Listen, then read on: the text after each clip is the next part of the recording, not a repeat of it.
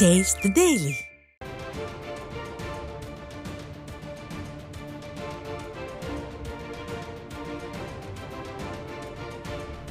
ஸ்டாலின் ஆட்சியில் டாஸ்மாக் நிறுவனத்தில் 1000 கோடி ரூபாய் முறைகேடு நடந்திருப்பதாக அமலாக்கத்துறை நடத்திய சோதனைகள் அம்பலமான நிலையில் தொடர்ந்து விசாரணை வளையத்தில் தமிழக அரசின் டாஸ்மாக் நிறுவனம் உள்ளது.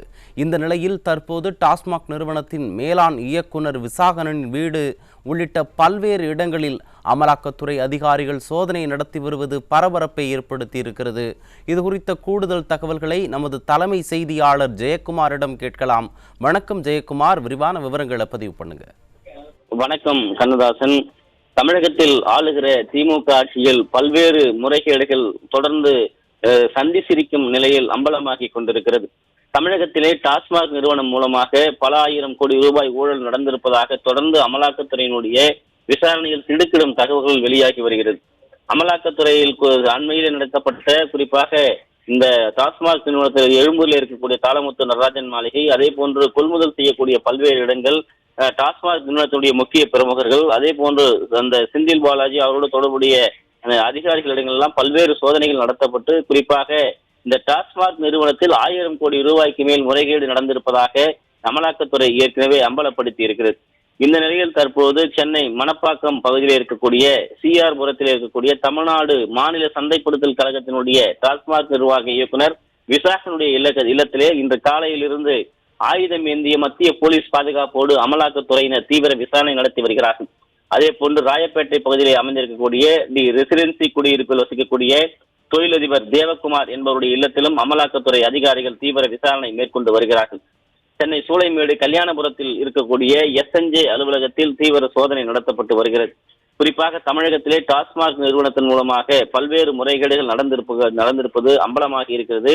திமுக ஆட்சிக்கு வந்த நாள் முதல் தமிழகத்தில் இருக்கக்கூடிய டாஸ்மாக் கடைகளில், அதாவது குவார்ட்டர் பாட்டிலுக்கு 10 ரூபாய் பாலாஜி என்று பெயர் போன திமுக அமைச்சர் செந்தில் பாலாஜி தொடர்ந்து குவார்ட்டர் பாட்டிலுக்கு 10 ரூபாய் வசூலிப்பதாக புகார் அளிக்கப்பட்டது. பிறகு சோதனை நடத்தப்பட்டது. பல்வேறு குற்றச்சாட்டுகளுக்கு ஆளாகி அவர் சிறைக்கு சென்றார். தொடர்ந்து அதன் அடிப்படையிலே தொடர்ந்து நடந்து வரக்கூடிய இந்த குற்றச்சாட்டுடைய அடிப்படையிலே அமலாக்கத்துறை பல்வேறு இடங்களில் சோதனை நடத்தினார்கள்.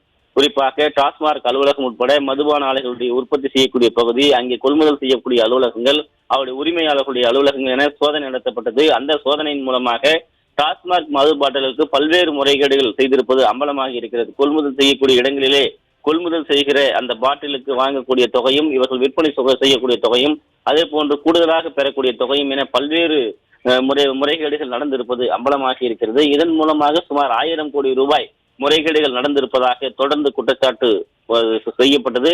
ஆதாரங்களோடு நீதிமன்றத்திலும் அது குறித்து வைக்கப்பட்டது. இந்த நிலையில் தற்போது டாஸ்மாக் நிறுவனத்தின் மூலமாக தொடர்ந்து நடத்தப்பட்ட இந்த சோதனையுடைய பின்புலம், விசாரணையுடைய பின்புலம் மூலமாக தற்போது இந்த சோதனை நடைபெற்று வருவதாக கூறப்படுகிறது. சென்னையில் நடைபெற்று வரக்கூடிய பல்வேறு இடங்களில் மத்திய பாதுகாப்பு ஆயுதம் ஏந்திய காவலர்களோடு அந்த சோதனை நடத்தப்பட்டு வருகிறது.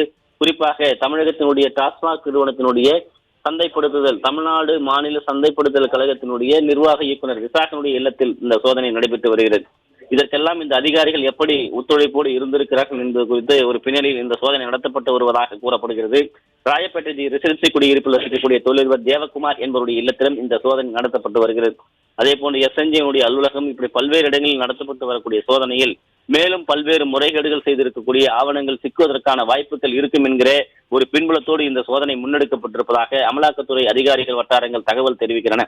தொடர்ந்து இந்த அதிகாலையிலிருந்தே இந்த சோதனை நடைபெற்று வருவதாகவும், ஏற்கனவே நடத்தப்பட்ட தொடர் சோதனையின் வாயிலாக பல்வேறு ஆவணங்கள், முறைகேடு தொடர்பான பல்வேறு முக்கிய ஆவணங்கள் பறிமுதல் செய்யப்பட்டிருக்கிற நிலையில் இந்த சோதனை அடுத்த கட்டத்திற்கு இந்த அமலாக்கத்துறை கொண்டு சென்றிருக்கிறது. தொடர்ந்து தமிழகத்திலே டாஸ்மாக் நிறுவனம் மூலமாக எவ்வளவு முறைகேடுகள் செய்திருக்கிறார்கள், எவ்வளவு ஏமாற்றப்பட்டிருக்கிறது, எத்தனை 1000 கோடிகள் இந்த பின்புலத்திலே மறைக்கப்பட்டிருக்கிறது என்பது குறித்த முழு விவரத்தை சோதனைக்கு பிறகு அமலாக்கத்துறை அதிகாரிகள் வெளியிடுவார்கள் என்பது குறிப்பிடத்தக்கது. கனதாசன்,